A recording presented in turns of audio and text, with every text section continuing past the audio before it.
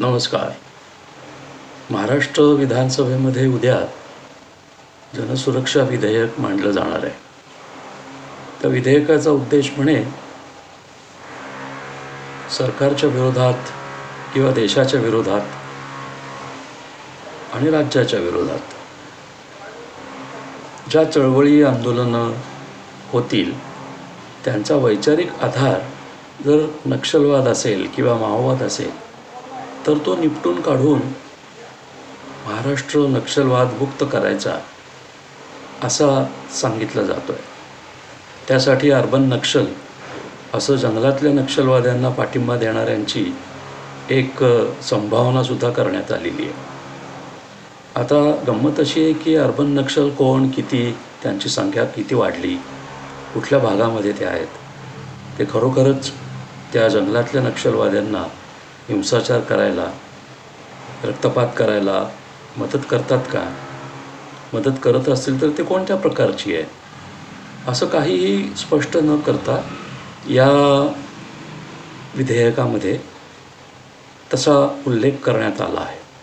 आता मुंबईमध्ये आज आंदोलन चालूच आहे या विधेयकाच्या विरोधात. या विधेयकात जे काही मुद्दे मांडलेले आहेत, म्हणजे जी कारणं दिलेली आहेत, त्या कारणांच्या आडून अनेक लोकशाहीवादी, अभिव्यक्ती स्वातंत्र्यवादी किंवा या सरकारच्या विरोधात भूमिका मांडणारे अनेक विरोधी पक्ष आणि विरोधी चळवळी यांना अडकवण्याची मुभा सरकारनं स्वतःच मिळवून घेतलेली आहे असा आरोप होतो आहे. तर उघड आहे की असं जर सरकारच्या मनात असेल तर हे उघडपणे संविधानाच्या विरोधात, लोकशाहीच्या विरोधात,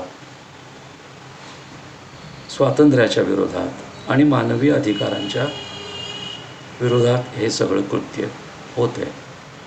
त्याच्यामुळे मला असं म्हणायचं आहे की कुठलंही स्पष्टीकरण न देता, आकडेवारी न देता, त्या व्यक्ती, त्या संघटना, संस्था असं जर काही स्पष्ट न करता महाराष्ट्र शासन म्हणजेच फडणवीसांचं सरकार जर काही व्यक्तींना अटक करून त्यांचा कायमचा बंदोबस्त करू लागतील तर मग या महाराष्ट्राची जी काही परंपरा पुरोगामित्वाची, लोकशाही जपण्याची, संविधान निर्माते म्हणून या महाराष्ट्रातल्या बऱ्याच जणांनी डॉक्टर आंबेडकरांसकट खूप कष्ट केले, ती सगळी परंपरा नष्ट होईल अशी भीती वाटते.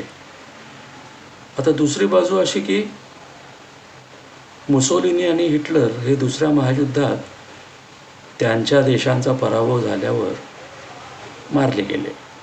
म्हणजे हिटलरनं स्वतःला मारून टाकलं आणि मुसोलिनीला लोकांनी ठेचून मारलं.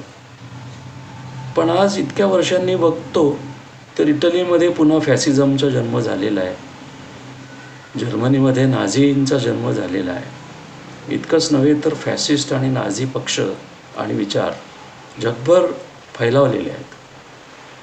इतकंच काय, ज्या नथुराम गोडसेनं गांधीजींची हत्या केली त्या नथुरामाला सुद्धा आता पूजलं जात आहे, त्याचं दैवतीकरण केलं जात आहे, त्याचा गौरव केला जातो आहे. म्हणजे हे या तिन्ही व्यक्ती चूक होत्या, त्यांची विचारधारा चुकीची होती, तरीसुद्धा ती पुन्हा जन्माला घातली जाते आहे. ती आपोआप जन्माला येत नाही आहे. उघड आहे की काहीतरी राजकीय स्वार्थ, राजकीय विचार आणि प्रतिपक्षाविषयी, विरोधी पक्षांविषयी किंवा जो आपल्याला पटत नसलेला जो विचार आहे त्याविषयी या लोकांची मतं अगदी स्पष्ट असतानासुद्धा त्यांचा विचार पुनर्जीवित होतो आहे. याचा अर्थ मारून टाकून माणसांचे विचार त्यांच्यासोबत मारले जात नाहीत असंच होत आहे ना. त्याच्यामुळे तिकडे झारखंडमध्ये, बिहारमध्ये, छत्तीसगडमध्ये जितके नक्षलवादी मारले जात आहेत ते जर त्या राज्य सरकारचे विरोधक असतील, देशाचे विरोधक असतील तर पोलिसांची ती कृती बरोबर आहे असं दिसतंच आहे. पण ह्याचा अर्थ त्यांच्यासारखीच सशस्त्र प्रतिक्रिया देऊन जर एखादा विचार संपवायचा झाला तर तो संपवता येत नसतो. हा जगाचा इतिहास असतोच. त्याच्यामुळे मला असं वाटतं की एखादा विचार व्यक्तीला तुरुंगात घालून, संस्था बंद करून किंवा संघटनेला मनाई करून जर आवरता येत असेल तर मग हे सरकार मूर्खांच्या नंदनवनात वावरतं आहे असंच म्हणावं लागेल.